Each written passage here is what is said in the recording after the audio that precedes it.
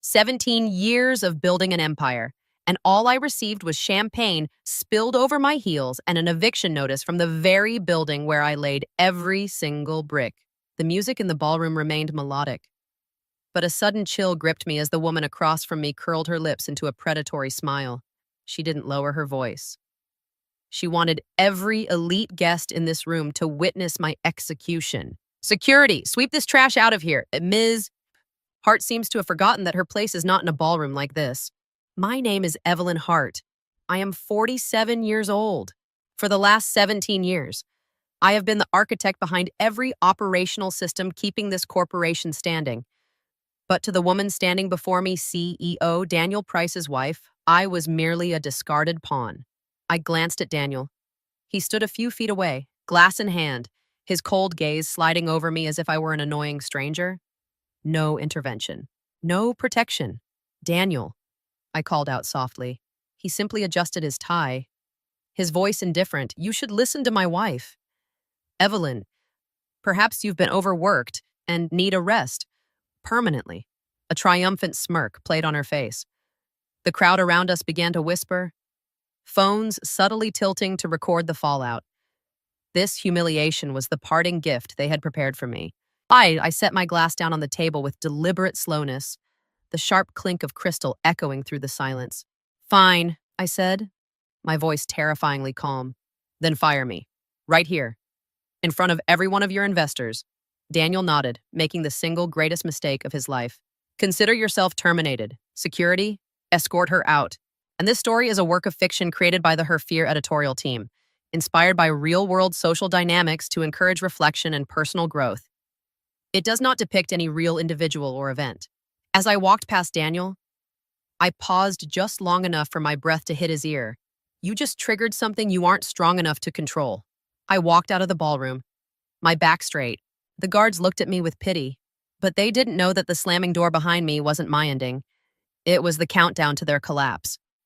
Because in my pocket, my phone was recording. And deep within the company's bylaws, a ghost clause had just officially woken up. By the time I got home, the silence felt cleaner than that ballroom. No music, no judgmental eyes, no performance, just absolute clarity. Salute. I set my phone on the table and dialed the one number I hadn't touched in over a year. He picked up on the second ring. Evelyn, I need you to review a live incident.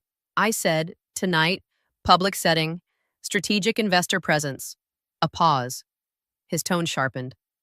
Send everything? I ended the call and forwarded the only thing that mattered, the clip already circulating internally. Her voice. Her words. The exact moment the line was crossed. A few minutes later, another call. Evelyn Liam Carter? Compliance? You saw it, I asked. I saw enough, he said quietly. And I pulled the attendance list. There were venture capital funds and external partners in that room. Good. Then you know what that means. Another pause. Longer this time. You're thinking about the ghost clause. I'm not thinking, I replied coldly. I'm confirming. Because I wasn't just an executive. I was the beneficial controller of a trust structure tied to the very lifeblood of this company. A mechanism designed for one specific scenario. Not for daily dominance, but for activation. A conditional shift in voting authority triggered only if governance collapsed under reputational risk in front of capital stakeholders. Conduct trigger clause. Liam whispered. I thought that was theoretical. It was, I replied. Until tonight, my lawyer called back then. Well, I've reviewed the footage, public misconduct, abuse of authority, and most importantly, witnessed by capital stakeholders. The threshold. It's not just met, he confirmed. It's clean. I leaned back, letting that settle. They thought they had humiliated me. What they actually did was break the system just enough for it to fight back. Real power doesn't show itself when things are stable. It appears when there is a crack. And tonight, Daniel had ripped that crack wide open. I asked the only question that mattered if the system just activated. Who exactly is the one being removed? The email dropped at 8:12 a.m. I was still on my first cup of coffee when Liam forwarded it. The subject line was a masterpiece of corporate erasure incident review executive conduct. I opened it, watching them rewrite history in real time. Last evening, an internal disruption occurred during a company-hosted event. The individual involved has been removed pending review for behavior inconsistent with leadership standards. No names, no mention of the CEO's wife, no mention of the international investors who watched the disruption unfold. It was just enough truth to sound plausible, and just enough omission to bury me. My phone buzzed. Monica Pierce from HR, the cleaner. Evelyn, we've initiated a formal review, she said, her voice like polished glass. Given the circumstances, we recommend a voluntary separation. It's the cleanest path for everyone. Clean for whom? Monica, I asked. A pause. For the company. There it was, not justice, not facts, containment. I'll send over the documents, she added, her tone sharpening. If you sign today, we can close this without escalation. Without escalation, in HR speak. That meant before the investors start asking questions, I'll review them, I said, and hung up. An hour later, my world went dark, my email access revoked, internal systems locked, calendar wiped, 17 years of sweat and strategy deleted with a single permissions update. My sister, Nora, called seconds later, her voice trembling. Evie, I saw the email. Don't fight these people. This is their world, their rules. No, I said, looking out at the city skyline. It's just their version of it. Then let them have it, she pleaded. Just walk away. I looked at the PDF Monica had sent. Termination terms, ironclad release clauses, one signature, and I would disappear into the night quiet, contained, forgotten. I closed the file without signing. Because if they needed my signature by the end of the day, they weren't trying to end the story. They were trying to lock the door before I could show them what was already inside the room. The question wasn't why they wanted me gone. It was, what were they so terrified I was about to do? Liam didn't just send a file, he sent a timeline. Start with the hallway angle. His message read, then the main floor. Look at the shadows. I opened the first clip, grainy, partial audio. But the optics were undeniable. It established the presence of the board, the external guests, and the billion-dollar funds that kept this company breathing. Then came the second clip, high definition, high stakes. Her voice sliced through the background noise like a razor. Security, get this trash out of here. I watched it twice, but not to feel the sting of the insult, but to study the mechanics of the crime. Notice the positioning. Liam said over the encrypted line, she's issuing directives. Staff are responding. She's commanding company resources. She's not an employee. I stated, exactly. Liam replied, she's a civilian playing CEO in front of the people who sign the checks. I pulled up the attendance report. Highlighted in red were 2 major hedge funds and our pending merger partner. This wasn't just a social gaffe. It was a catastrophic failure of authority. My lawyer joined the conference call. I've reviewed the footage against the shareholder bylaws. Public misconduct verified. Unauthorized exercise of authority. Witnessed by capital stakeholders. The threshold I asked. A heavy silence followed. Then, the word that changed everything. Triggered. It didn't sound dramatic. It sounded like a deadbolt clicking into place. The governance breach clause is now active, my lawyer continued. Under Section 4.2, you have the standing to initiate an emergency shareholder review. More importantly, voting control is temporarily transferable to the trust until the review is finalized. I leaned back, feeling the structural shift. Daniel and Monica thought this was a personnel issue they could bury with an NDA and a severance check. They were playing HR games while I was moving the bedrock. File the formal notice. I said. Liam exhaled, a sound of both awe and fear. Evelyn, you're really going to war? No, I corrected him. They started the war. I'm just finishing the paperwork. In this world, control never truly disappears. It just moves. And as it began to shift away from Daniel Price, I only had one question. When the floor finally drops out from under him, how far will he fall? I filed the notice at 10:04 not through CHA, not through the internal chain of command. I sent it directly through the board's legal counsel. Formal, time-stamped, irreversible. By 10:17, it reached the chairman. By 10:32, it landed on Daniel's desk. I didn't need a confirmation receipt. I could feel the oxygen leaving the building from across the city. Then, my phone exploded. 4 missed calls in 3 minutes. Then a text, Daniel Price. We need to talk. Now, my office. I didn't respond. I wasn't his employee anymore. I was his oversight. At 11:06, the official reply from legal hit my inbox. Request acknowledged. Emergency shareholder meeting scheduled under governance breach. Provision. Attendance mandatory. That word mandatory bypasses every hierarchy. It doesn't care about your title or your ego. An hour later, Monica called. Her polished glass voice had cracks in it now. Evelyn, let's be reasonable. We can still resolve this before it escalates. If you sign the separation agreement in the next hour, we can contain the situation. Contain what? Monica, I asked, my voice flat. A long pause. Then, barely a whisper. The exposure. It's too late for containment. I said, the investors have already seen the cracks. I'm not making this worse. Monica, I'm just making it visible. If you proceed, she snapped, dropping the facade entirely. But this won't end cleanly for you. We will bury you in litigation. There it was. Not an offer of peace, but a desperate threat. I almost smiled. If they were threatening to bury me, it meant they finally realized they were the ones standing in the grave. Internally, I was still locked out. My name was scrubbed from the directory. Officially, I was a ghost, but outside their walls. The real system, the one built on capital and accountability, had been triggered, and that system doesn't ask for permission to move. While Daniel scrambled to project business as usual, the bedrock beneath his feet was already shifting, quietly, legally, irreversibly. If everything was still under control, why did he sound so terrified of a woman he had just called trash? The first crack didn't come from inside. It came from money. At 2:18 p.m., Liam forwarded an email from Blackridge Capital. Subject, Conduct Disclosure Inquiry. It contained one clinical sentence. Was the incident at last night's event reported under your conduct governance policy? No emotion, just a question. Those are always the deadliest.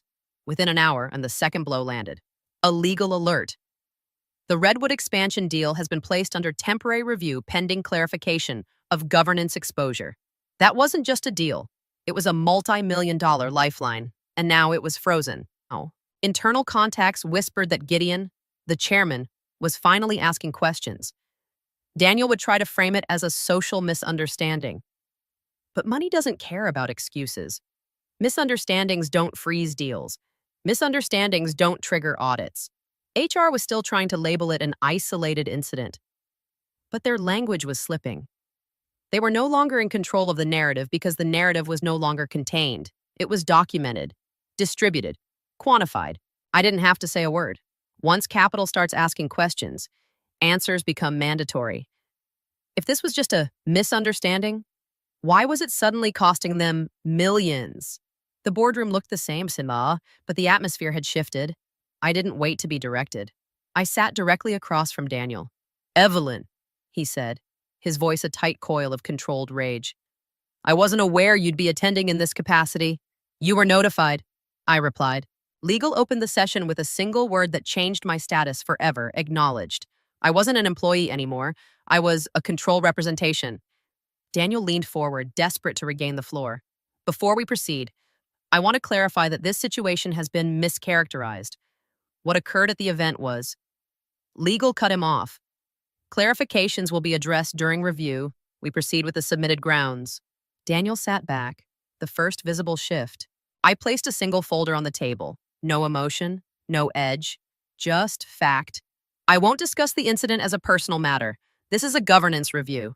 The board members, once dismissive, were now hyper-focused. When you remove emotion, you remove their ability to defend. You're escalating a social misunderstanding, Daniel hissed. No, I replied, meeting his eyes. The system is responding to a breach. In that room, exposure mattered more than ego. I finally opened the folder. The question wasn't whether something had happened. It was what it was about to break. I didn't start with an argument. I started with the footage. The screen at the end of the boardroom lit up. No commentary, no framing. Just her voice, sharp and entitled, cutting through the silence of the room. Security. Get this trash out of here? No one spoke. You can't reinterpret a recorded disaster. I let the clip end before sliding a document across the table. External attendance confirmed. 2 hedge funds, 1 pending partner. A board member's expression shifted as he scanned the list. That partner is tied to Redwood, he muttered. Exactly. And I said, the same Redwood deal currently under suspension. Daniel leaned forward, his face flushed. Correlation isn't causation. Evelyn. No, I agreed. But risk doesn't wait for certainty. I moved to the next file, internal emails. Time-stamped, selective language, omitted details. I showed the board how HR had tried to frame a governance crisis as a simple behavioral issue. Monica, one of the directors said, his voice dropping an octave.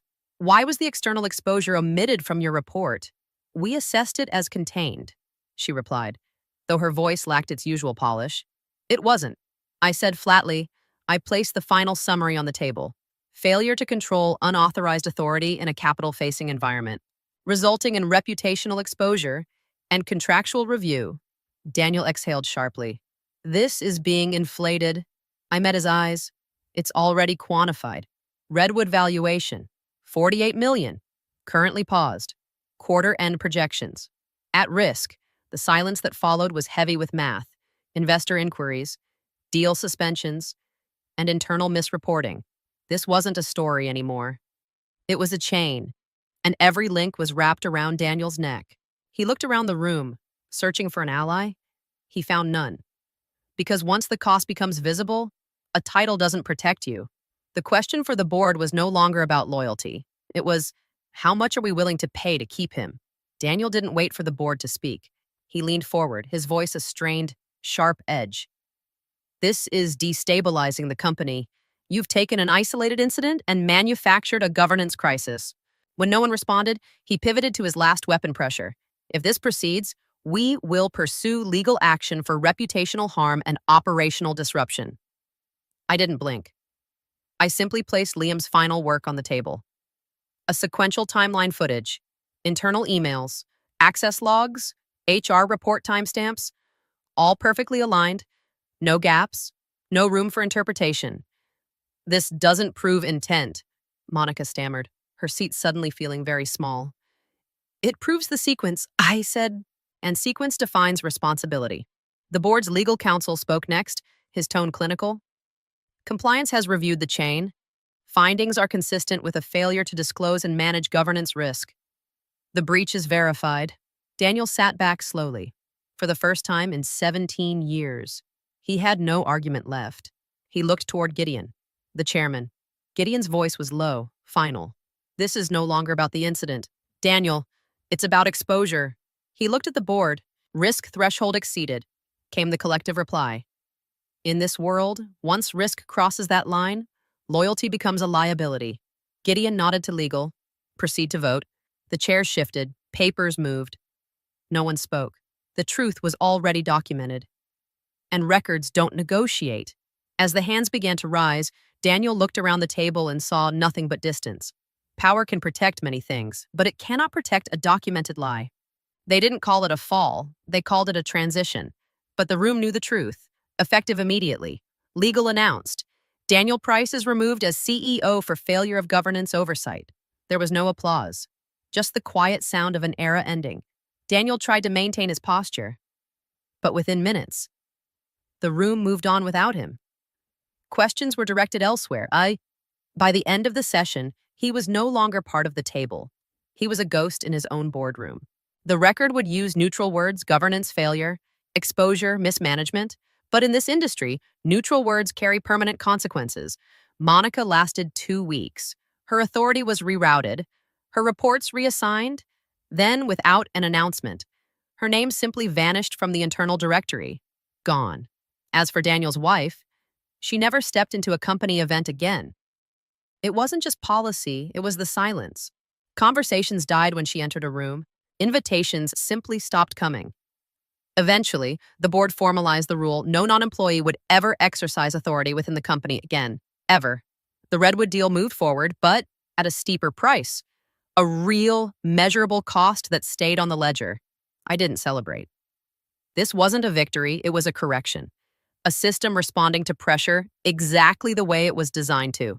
A week later, I stood in that same ballroom, the same lights, the same music. But no one looked through me this time. No one decided what I was worth. They had seen what happens when they get that calculation wrong. Real power isn't volume. It isn't accessible. It's what you do when the system breaks. I turned to leave, the silence behind me more powerful than any speech. The record was complete. The words she used stayed on the record, just not the way she expected.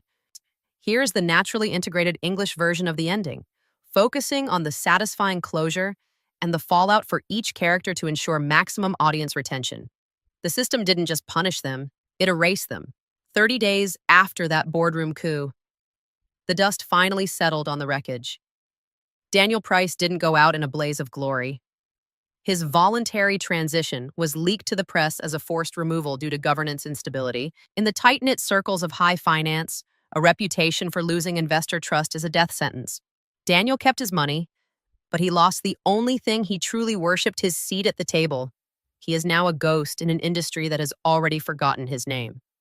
Monica Pierce lasted exactly 2 weeks, after a grueling internal audit revealed she had deliberately buried risk reports to protect Daniel. She was offered a choice: a quiet resignation or a public lawsuit for breach of fiduciary duty. She chose the silence. No farewell party, no announcement. Her name simply vanished from the directory. A quiet, humiliating end for a woman who once considered herself the ultimate cleaner. As for Daniel's wife, she tasted the exact flavor of the bitterness she had served me in visibility. At elite social gatherings, the sycophantic smiles vanished. Invitations grew thin, then stopped altogether. When she tried to host her own charity gala, less than 10% of the guest list showed up.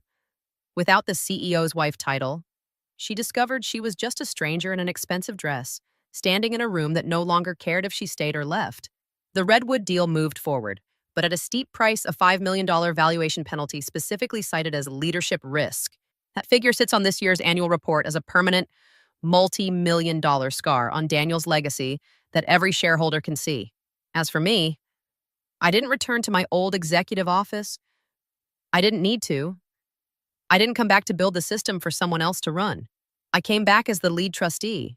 I no longer maintain the machine. I own the keys to it. Because in this world, you can call someone trash all you want, but you'd better make sure you aren't standing on the very foundation they spent 17 years building for you. This story is more than a corporate coup. It's a reminder that your value isn't defined by who tries to throw you out, but by the systems you've mastered. In life, people may overlook your hard work or mistake your silence for weakness, but true power lies in being indispensable. Build your expertise so deeply that when the system breaks, you are the only one who knows how to fix it. If you've ever been undervalued, let this be your sign to start building your own ghost claws.